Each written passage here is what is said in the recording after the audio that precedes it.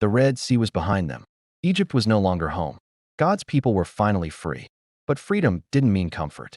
Now, the Israelites were walking through the wilderness, a dry, lonely land with no food in sight.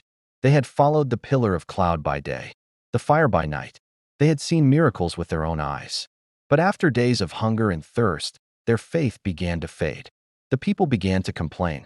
They grumbled to Moses and Aaron. "Why did you bring us out here to die in the desert? In Egypt, we had meat and bread. But here, we have nothing." They forgot the chains. They forgot the slavery. In their hunger, even Egypt looked better than freedom.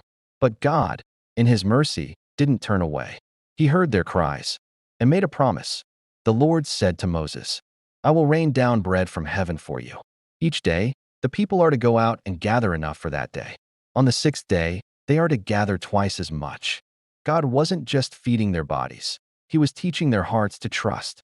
The next morning, something strange appeared on the ground. It looked like frost, but it wasn't cold. It was thin, white, and flaky.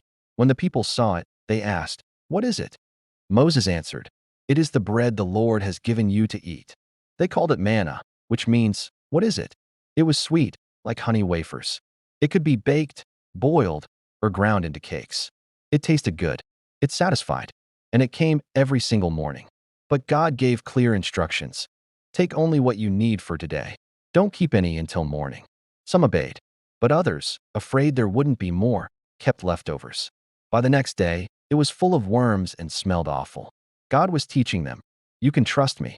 I will give you what you need each day." And on the sixth day of each week, He told them to gather double, because the seventh day was the Sabbath. To their surprise, the manna saved for the Sabbath didn't rot. It stayed fresh and clean. Another miracle. Another sign that God keeps His word. For 40 years, God fed His people in the desert. Every morning, they woke up to provision, fresh from heaven. Even when they grumbled, even when they doubted, God provided. Because He is not just a miracle worker. He is a Father who feeds His children.